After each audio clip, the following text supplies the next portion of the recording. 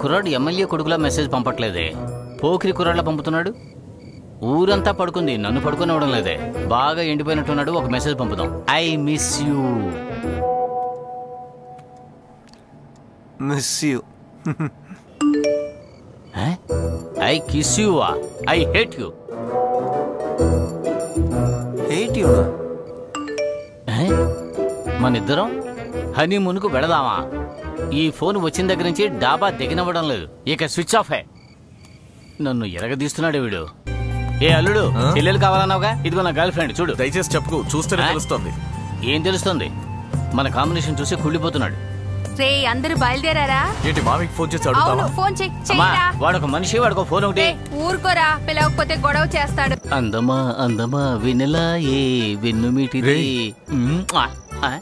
ఏంటి తమన్నా మొహం తలకిందులుగా ఉంది? నీకు తమన్నాలా కనిపిస్తున్నానా? మావా, తన్ని బాగా మిస్ అవుతున్నాను రా. డైరెక్ట్ గా చూసొద్దాంరా. నన్ను అటాక్ బాల్ దగ్గర ఇరికించేసి నన్ను జీవ సమాజ్ చేద్దాం అనుకుంటున్నావా? నేను రాను, పోరా. పిల్లాడు పిల్ల కోసం తప్పిస్తూ ఉంటే అమ్మ లోపల గురకబెట్టి నిద్రపోతుంది. ఏం ఫ్యామిలీరా? రే మావా, వచ్చే శుక్రవారం గుళ్ళో నాకు పెళ్లి, నువ్వు తప్పకుండా రావాలి. సూపర్ రా. ఇంకో విషయం, పెళ్లి జరగచ్చు జరగకపోవచ్చు. రే, ఏమంటున్నావురా? అవునరా మావా, నేను అమ్మాయిని లవ్ చేశాను. వాళ్ళ నాన్నేమో భయంకరమైన టెర్రర్. ఒకవేళ వాళ్ళ నాన్న పెళ్లి జరిగే చోటు కనిపెట్టి పోలీసుల్ని తీసుకొచ్చి పెళ్లి ఆగిపోయిందనుకో, నువ్వు అప్సెట్ అయిపోకూడదు.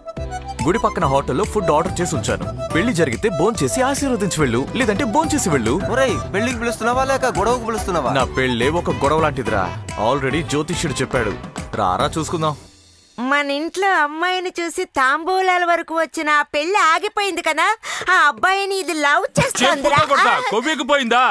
నరికి పాతి పెట్టేస్తానని చెప్పు. తమ్ముడు, నువ్వు టెన్షన్ అవ్వద్దురా, అది అన్నింటికీ రెడీ అయ్యిద్దిరా. చేసుకుంటే ఆ అబ్బాయినే చేసుకుంటానని నిన్న ఫ్యాన్ కూరేసుకోపోయింది బావగారు.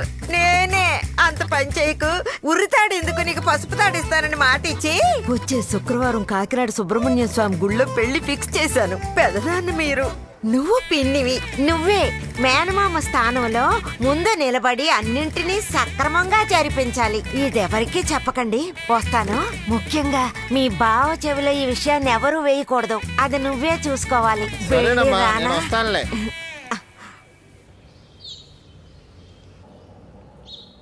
ఏమండే, మన అమ్మాయికి హైదరాబాద్ లో ఏదో కంపెనీలో ఒక ఇంటర్వ్యూ వచ్చిందంట. అది పని పాట లేకుండా ఇంట్లోనే ఎన్ని రోజులని కూర్చుంటది? హైదరాబాద్ లో ఉద్యోగం వస్తే వెళ్ళనివ్వండి. ఏమంటారండి? అది చెప్పింది కూడా బాగానే ఉంది. జీతం బాగా వస్తుందా? లంప్ గా దొరుకుద్ది కదా. అలా అయితే థర్స్డే ఫ్రైడే వచ్చే గురువారం గాని శుక్రవారం గాని ఇంటర్వ్యూ పంపించేద్దాం. ఏమే, కంపెనీ వాడే కదా డేట్ చెప్తాడు, నువ్వు చెప్తున్నావేంటి? అరే మీరు ఒకరండి. అంటే ఒక్కొక్కరు నాడి జోస్యం చూస్తారు. ఆ కంపెనీ ఓనర్ నాడి జోస్యం చూడడానికే మంచి రోజు చూస్తాడు. అంటే దీని జాతకంలో ఈ 2 రోజుల్లో ఏ రోజు మంచిదో మీరే చూసి చెప్పాలి. మీరే పెద్ద సిద్ధాంతి కదా, అంటే పంచాంగం చూసి చెప్తారు కదా అని. రోహిణి నక్షత్రం, వృషభ రాశి, అష్టమి, నవమి, బుధ, గురువారం, ఈ రోజులన్నీ కూడా సుమారుగానే ఉన్నాయి. అందుకని ఆ రోజుల్లో వద్దు. శుక్రవారం బాగానే ఉంది, ఆ రోజు వెళ్ళమని చెప్పు. అలా అంటారా? సరే. ఏమండి, హైదరాబాద్ కి మొట్టమొదటిసారిగా ఉద్యోగానికి వెళ్తుంది. తను ఒక్కతే వెళ్తే బాగుంటుందా చెప్పండి? తోడుగా మీరు కూడా వెళ్ళారంటే మీ మొహం చూడగానే దానికి వెంటనే ఉద్యోగం ఇచ్చేస్తారు.